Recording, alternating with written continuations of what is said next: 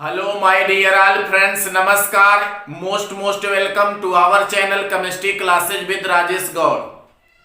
तो इस वीडियो में जो है हम लोग केवल देखने वाले हैं सारे बोर्डों में आए हुए क्वेश्चन पेपर के इम्पॉर्टेंट क्वेश्चनों को, और वो भी इम्पॉर्टेंट क्वेश्चनों को हम एज ए हिंदी डिस्क्राइब करते हैं। सबसे पहले हम बात करते हैं सबसे लॉन्गेस्ट क्वेश्चन की, जो 3 नंबर के आते हैं विद फिगर, चित्र सहित इसका वर्णन करना रहता है आप लोगों को। तो थोड़ा सा नंबर पाने के लिए आप लिखने के तरीकों को बदलेंगे, और वो देखिए आप कैसे लिखते हैं। तो इसमें हम लोग देखेंगे लिखने के तरीकों को, और सबसे इजी फॉर्म में कैसे हम सचित्र वर्णन करें, चित्र की सहायता से बनाने की विधियों का वर्णन करें। तो 3 नंबर के क्वेश्चन का जिक्र हम लोग करते हैं। देखते हैं मॉडल पेपर में आया हुआ पहला इंपॉर्टेंट क्वेश्चन, सबसे ज्यादा आया, हैबर विधि से अमोनिया का औद्योगिक निर्माण। तो हम लोग बात आज करने वाले हैं, यहां से शुरू करते हैं। केवल चित्रों का एक्सप्लेनेशन देखेंगे और लिखने के तरीकों को आप देखिए। जैसा कि हमने हेडिंग लिख लिया है अमोनिया, इसे दूसरे शब्दों में कहा जाता है आपका क्षारीय वायु, एल्कलाइन एयर। खोजकर्ता जोसेफ पिस्टले, 1774 ईस्वी। रासायनिक संगठन बताया है डेवी और वर्थले ने। अणुसूत्र है NH3, अणुभार है आपका 17 है। उपस्थिति, ये अमोनिया 2 रूपों में पाया जाता है, संयुक्त अवस्था में भी मिलता है, स्वतंत्र अवस्था में भी पाया जाता है। तो स्वतंत्र अवस्था में जल और वायु में मिलता है, जीव जंतु पेड़ पौधों के सड़ने से मिलता है, उत्पन्न गैसों में अमोनिया रहती है। शौचालय में या घोड़े के अस्तबल में सबसे ज्यादा मात्रा में पाया जाता है, जहां घोड़ों को बांधा जाता है, और ज्वालामुखी से उत्पन्न गैसों में अल्प मात्रा में मिलता है। संयुक्त अवस्था में पाया जाता है ammonium chloride, ammonium sulphate, ammonium phosphate के रूप में, और कुछ मात्रा में प्राप्त होता है यूरिया के विघटन से।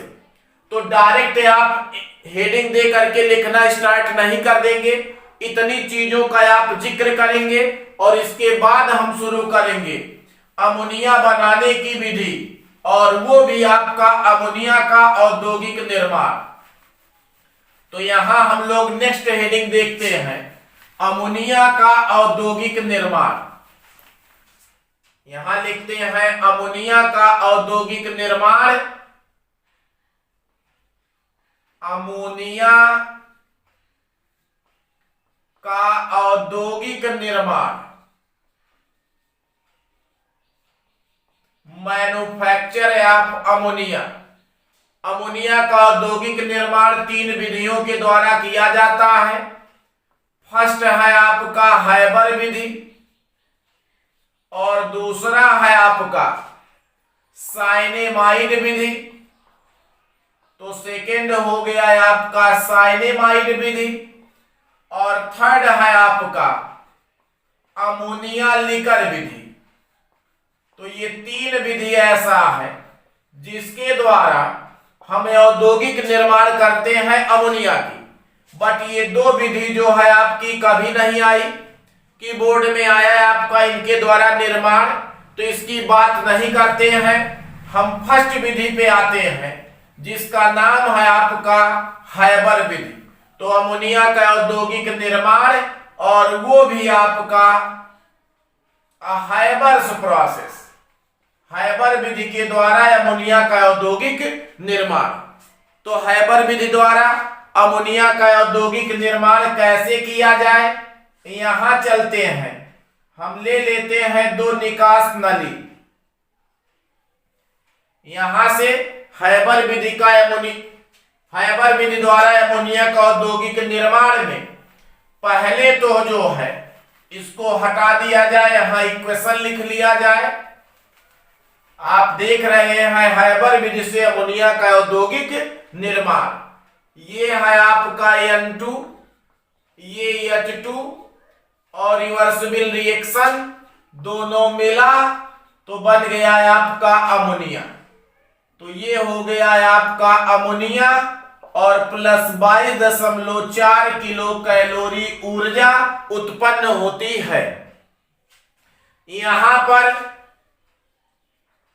उत्प्रेरक है आपका लोहे का चूर्ण, उत्प्रेरक वर्धक है, उत्प्रेरक आपका वर्धक है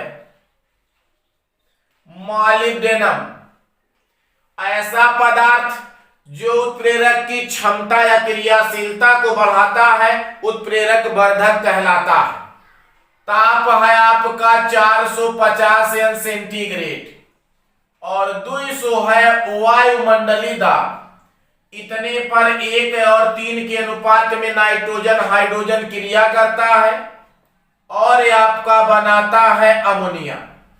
तो ये है आपका पहला समीकरण और इसे आप लिखेंगे हेडिंग करके सिद्धांत एवं रासायनिक अभिक्रियाएं, सिद्धांत एवं रासायनिक अभिक्रियाएं।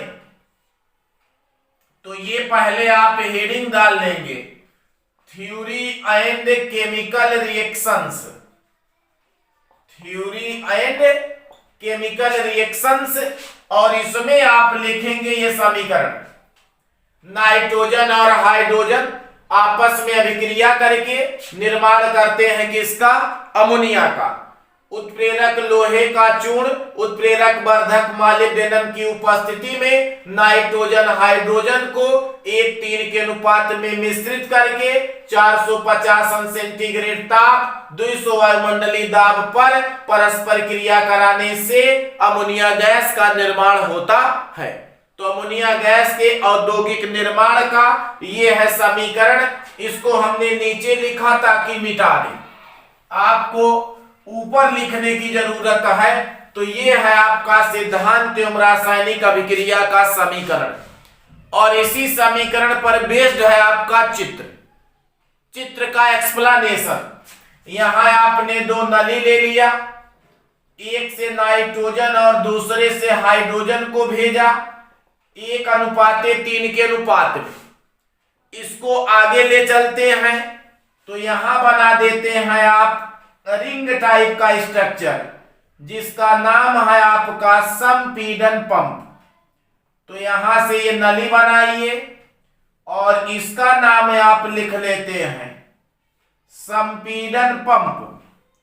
संपीड़न की पंप की सहायता से दाब को हम 200 वायुमंडलीय कर देते हैं।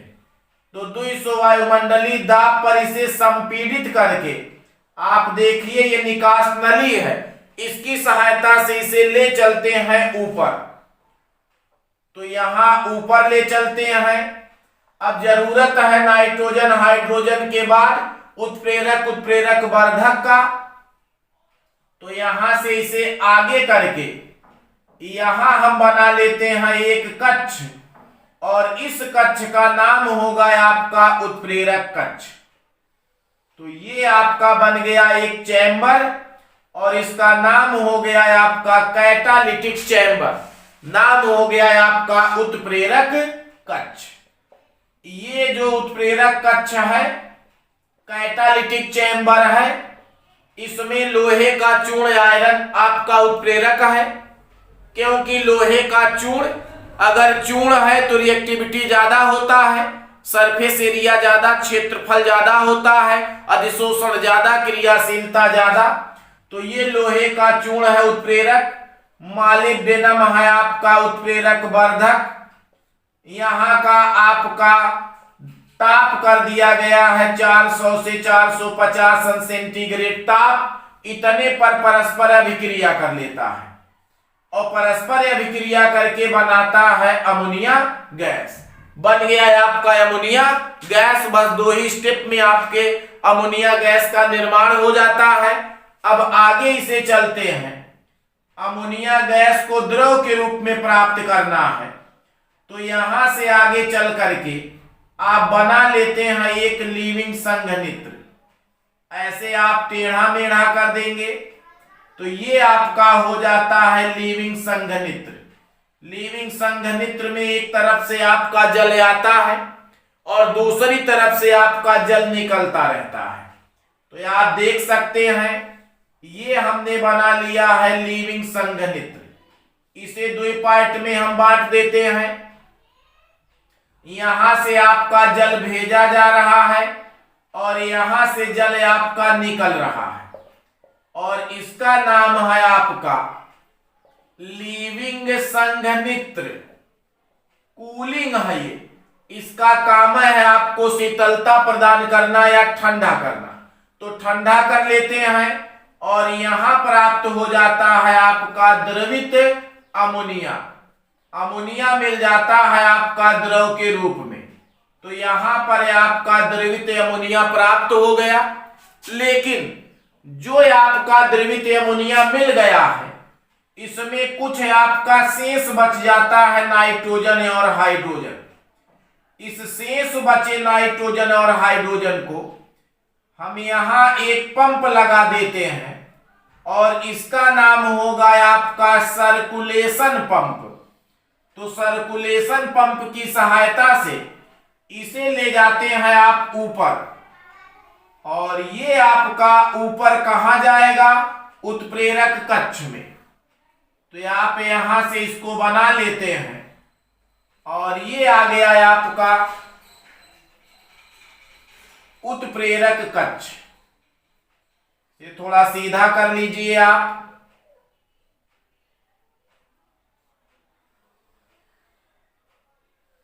ये आ गया है आपका कहां? ये जा रहा है आपका ऊपर, और यहां लिख लेंगे अप्रयुक्त नाइट्रोजन और हाइड्रोजन, और यहां से आ जाएगा कहां? उत्प्रेरक कक्ष में। तो जो बच जाएगा नाइट्रोजन हाइड्रोजन, उसे आप अप्रयुक्त नाइट्रोजन हाइड्रोजन को पुनः ले आएंगे। कहां पर? उत्प्रेरक कक्ष में। फिर से अमोनिया बनेगा, फिर से इसे लीविंग संघनित्र की सहायता से द्रवित कर लेंगे, और जो बच जाएगा उसे आप भेज देंगे फिर से कहां? आपका उत्प्रेरक कक्ष में। तो नाइट्रोजन हाइड्रोजन भेजते रहते हैं।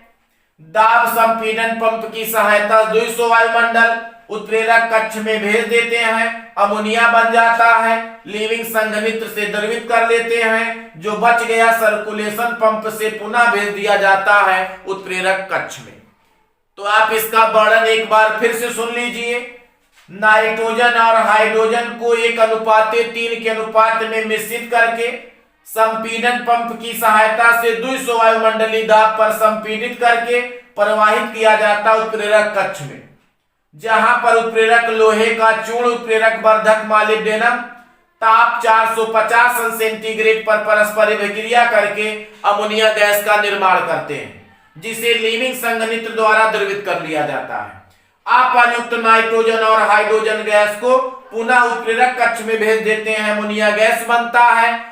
इस विधि के द्वारा आपका 10 से 12% अमोनिया गैस का निर्माण होता है।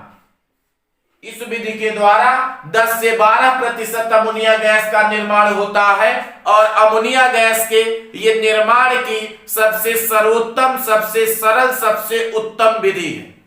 तो हम लोग देख रहे हैं सबसे सरल सब्जेक्ट है आपका केमिस्ट्री, और इजी फॉर्म में इसका एक्सप्लेनेशन करते हैं। तो देखते हैं 2-3 चित्रों का एक्सप्लेनेशन जो सबसे मैक्सिमम आया, और लिखने के ढंग के साथ आप ज्यादा से ज्यादा नंबर गेन कर सके, इसलिए इंपॉर्टेंट प्रश्नों को आप पढ़ लीजिए और लिखने के तरीकों को देख लीजिए। तो ये था आपका हैबर विधि से अमोनिया का औद्योगिक निर्माण। 1 नंबर का इसी में जोड़ दिया जाता है कि आप बताइए लासा तेलिए के नियमानुसार इस पे बताइए आप ताप और दाब का प्रभाव। क्या बताना है? ताप और दाब का प्रभाव। तो ताप आपका कम, क्योंकि ये अभिक्रिया ऊष्माक्षेपी है, और आयतन निकाल लेंगे 2 में से आप 3 1 4, उत्पाद के मोल में से अभिकारक मोल घटा देंगे -2 आ जाएगा, और माइनस बताता है आयतन में कमी, और यदि आयतन में कमी हो तो दाब करते हैं अधिक, दाब में करते हैं वृद्धि, और तीसरा प्रभाव है सांद्रण। सांद्रण हमेशा बढ़ाएंगे तो उत्पाद की मात्रा बढ़ेगी, तो ताप कम होना चाहिए और दाब आपका अधिक होना चाहिए अधिक मात्रा में अमोनिया उत्पादन के लिए। लासा तेलिए ने बताया था यदि किसी उत्क्रमणीय अभिक्रिया पर ताप दाब सांद्रण का प्रभाव डाला जाए तो अभिक्रिया ऐसी दिशा में चलने लगती है कि लगाए गए इन कारकों का प्रभाव स्वतः धीरे धीरे समाप्त हो जाता है। तो ऊष्माक्षेपी अभिक्रिया के लिए ताप कम और आयतन में कमी के लिए दाब अधिक का प्रयोग करेंगे तो अधिक मात्रा में होगा उत्पादन अमोनिया गैस का। तो ये है अमोनिया का औद्योगिक निर्माण और आप लिखने के ढंगों का विस्तृत प्रयोग करिए और ऐसे ही लिखिए। नेक्स्ट देखते हैं हम लोग। तो हम लोग सेकेंड फिगर का सचित्र वर्णन देखते हैं। पहले आप लोग लिखने के ढंग को देखिए। नाइट्रिक अम्ल है, प्राचीन काल में इसे एक्वा फोर्टिस के नाम से जाना जाता था। खोजकर्ता गेबर है जिन्होंने सोरा माने KNO3 पोटेशियम नाइट्रेट और सल्फेट या फिटकरी के क्रिया से प्राप्त किया था। तो पहली बार जो है गेबर ने प्रयोग करके बनाया था और ये भी आपका आसवन के फलस्वरूप प्राप्त किया था डिस्टिलेशन से। दूसरा खोजकर्ता है ग्लाबर, थोड़ा अंतर है। इन्होंने सोरा माने KNO3 और प्लस सांद्र का प्रयोग करके बनाया है आपका नाइट्रिक अम्ल का। तो सोरा और नाइट्रिक अम्ल का प्रयोग करके बनाया ग्लाबर ने और आपका गेबर ने बनाया सोरा और सल्फेट या फिटकरी के आसवन से। तो दोनों आसवन के द्वारा बनाए वैज्ञानिक नाइट्रिक अम्ल। नाइट्रिक अम्ल का अणुसूत्र HNO3 है, अणुभार 63, इसमें एक ही हाइड्रोजन आयन है। अणुभार में 1 से भाग देंगे, 1 से डिवाइड करेंगे 63 ही आएगा तुल्यांकी भार। उपस्थिति मुक्त और संयुक्त दोनों अवस्था में पाया जाता है। तो मुक्त अवस्था में अम्ल वर्षा के रूप में। नाम है आपका एसिड रेन। दो इंपॉर्टेंट क्वेश्चन, अम्ल वर्षा का प्रमुख गैस सल्फर डाइऑक्साइड है बट आपका मुख्य अम्ल जो है ये सल्फ्यूरिक अम्ल है।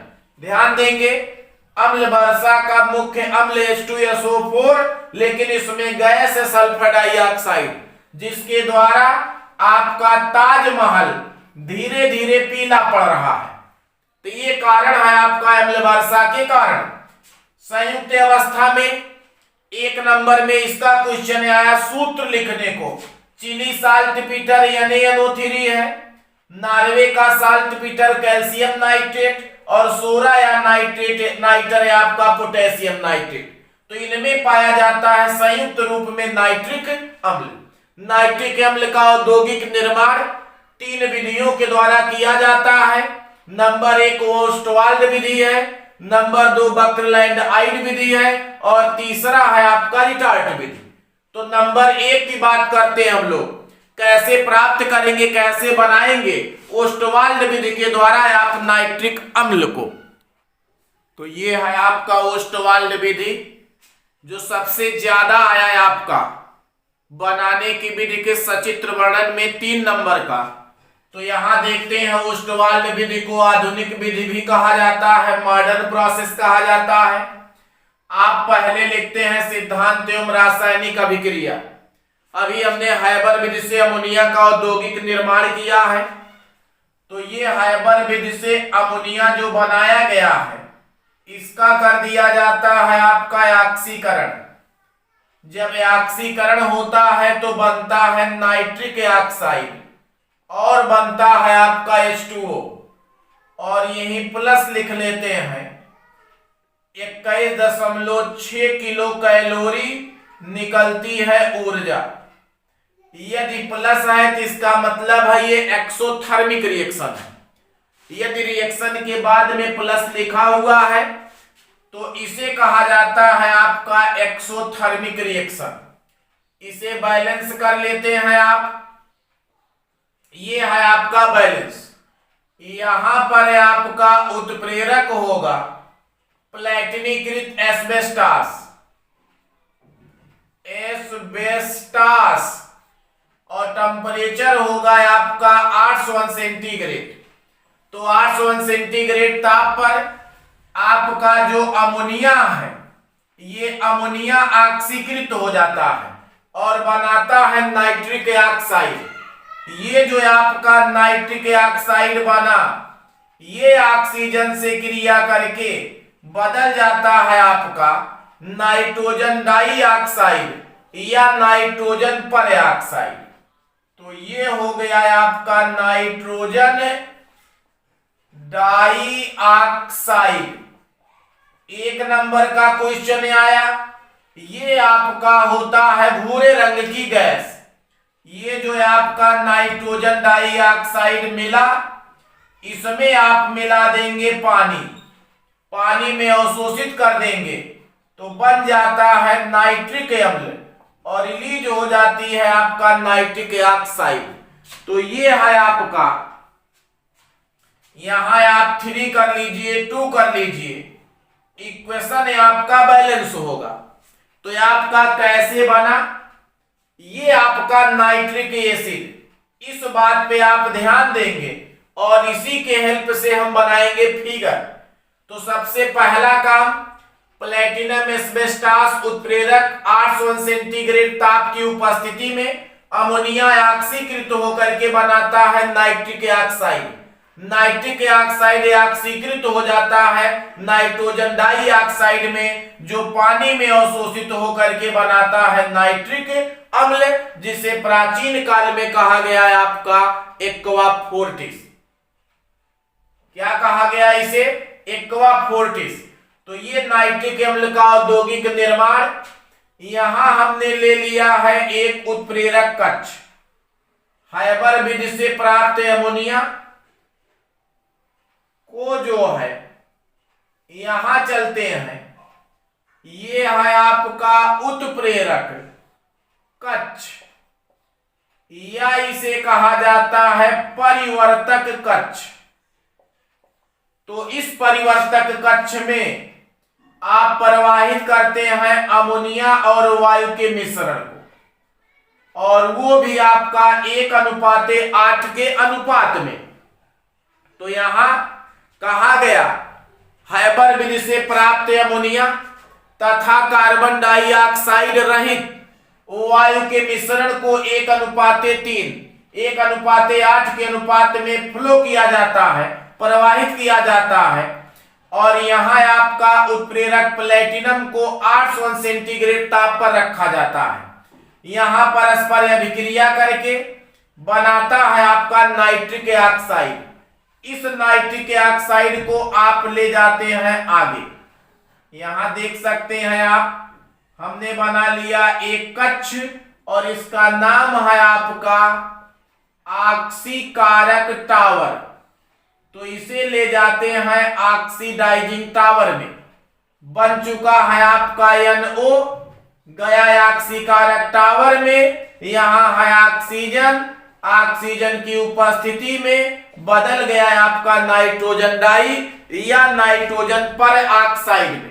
तो यहां पर आपका बन गया नाइट्रोजन डाई या पर ऑक्साइड। यहां चले आइए, अमोनिया ऑक्सीकृत हुआ, बना NO, NOO2 से क्रिया करके बन गया NO2।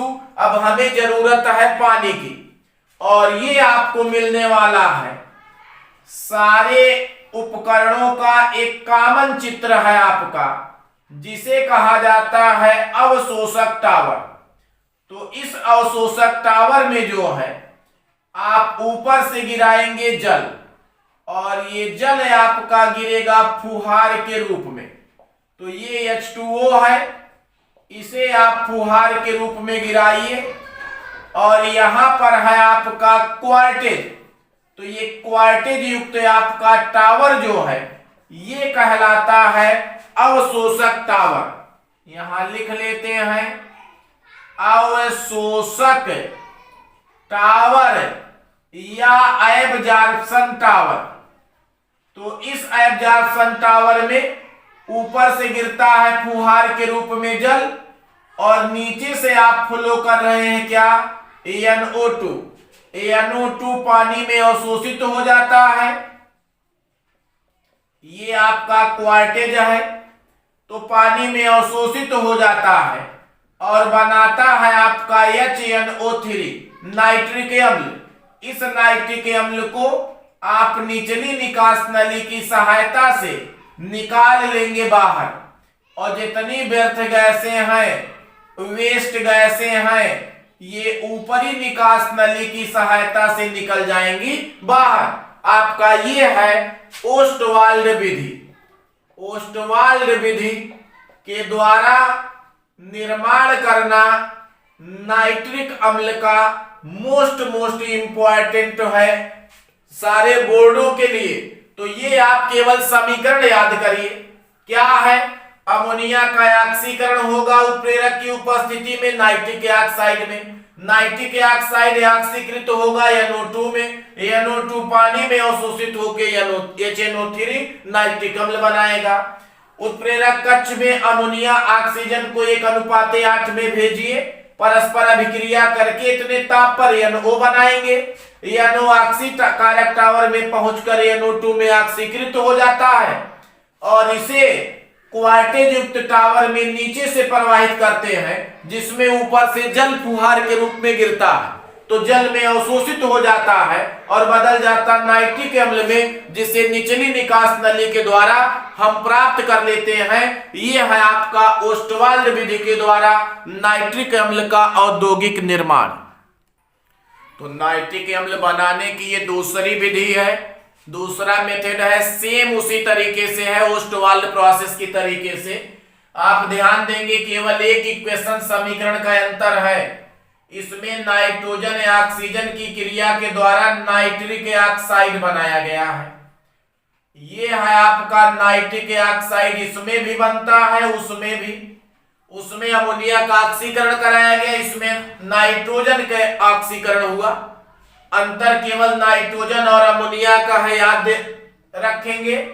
और नाइट्रिक ऑक्साइड का ऑक्सीकरण तो नाइट्रोजन डाइऑक्साइड या पेरोक्साइड, और इसको आपने जल में अवशोषित कर दिया तो बन गया नाइट्रिक अम्ल। ये दोनों इक्वेशन कॉमन है, ये आप ध्यान देंगे। और ये है आपका उष्माशोषी अभिक्रिया, उसमें है आपका उष्माक्षेपी अभिक्रिया।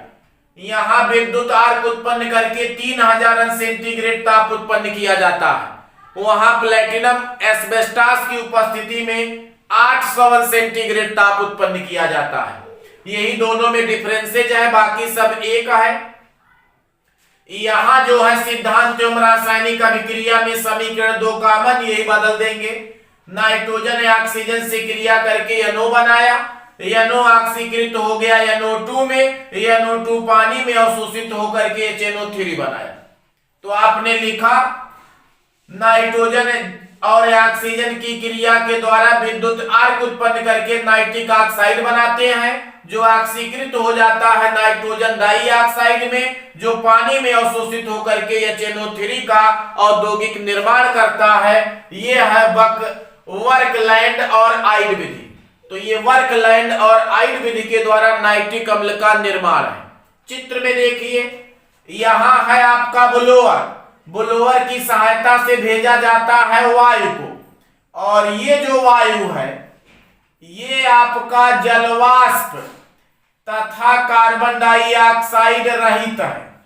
इसमें जलवाष्प कार्बन डाइऑक्साइड नहीं है। यहां जब वायु को भेजा जाता है तो वायु में उपस्थित नाइट्रोजन और ऑक्सीजन 1:1 के अनुपात में क्रिया करते हैं, और वो भी 3000 अंश सेंटीग्रेड ताप पर जब विद्युत आर्क उत्पन्न किया जाता है आर्क भट्टी में, तो आर्क भट्टी में नाइट्रोजन और ऑक्सीजन 1:1 के अनुपात में क्रिया करके नाइट्रिक ऑक्साइड बनाते हैं, जिसे आगे ले जाते हैं आप शीतलक पाइप में। इसका काम है ठंडा करना। इसकी सहायता से जो है 1000 अंश सेंटीग्रेड ताप तक इसे ठंडा कर दिया जाता है। तो यहां पहले 1000 अंश सेंटीग्रेड ताप तक, और उसके बाद आप 50 अंश सेंटीग्रेड ताप तक ठंडा करते हैं बॉयलर की सहायता से। ये बॉयलर है, ये ब्लोअर है। ब्लोअर की सहायता से N2O2 भेजा जाता है और बॉयलर की सहायता से 50 अंश सेंटीग्रेड ताप तक ठंडा किया जाता है। आगे आपको जरूरत है, NO बन गया है। अब NO यदि ऑक्सीजन से क्रिया करे तो बनाएगा NO2 और अगला है ऑक्सीकारक टावर। ऑक्सीकारक टावर में NO2 से क्रिया करके NO2 बनाता है। क्योंकि इसमें ऑक्सीजन है ही, इसीलिए नाम ऑक्सीकारक टावर, ऑक्सीडाइजिंग टावर रखा गया। बन गया NO2। अब NO2 को भेज दिया जाता है क्वार्टेज युक्त अवशोषक टावर में। नीचे से ऊपर से आपका फुहार के रूप में गिरता है जल में अवशोषित होकर बनाता है HNO3, जिसे निचली निकास नली से बाहर और ऊपरी निकास नली से व्यर्थ गैसें निकल जाती हैं बाहर। तो ये है आपका एक्सप्लेनेशन किसका, वर्कलैंड और आइड विधि का। फिर से आप देख सकते हैं, कार्बन डाइऑक्साइड तथा जलवाष्प रहित वायु को ब्लोअर की सहायता से 3000 अंश सेंटीग्रेड ताप पर विद्युत आर्क उत्पन्न करने पर नाइट्रिक ऑक्साइड का निर्माण होता है, जिसे शीतलक पाइप तथा बॉयलर द्वारा क्रमशः 1000 से 50 अंश सेंटीग्रेड ताप तक ठंडा करके ऑक्सीकारक टावर में प्रवाहित करते हैं, जहां NO NO2 में ऑक्सीकृत हो जाता है, जिसे क्वार्टेज युक्त टावर में नीचे से प्रवाहित करते हैं, जिसमें ऊपर से जल फुहार के रूप में गिरता रहता है। इसमें अवशोषित होकर के HNO3 बनाता है, जिसे निचली निकास नली से बाहर निकाल लेते हैं तथा व्यर्थ गैसें ऊपरी निकास नली की सहायता से बाहर निकल जाती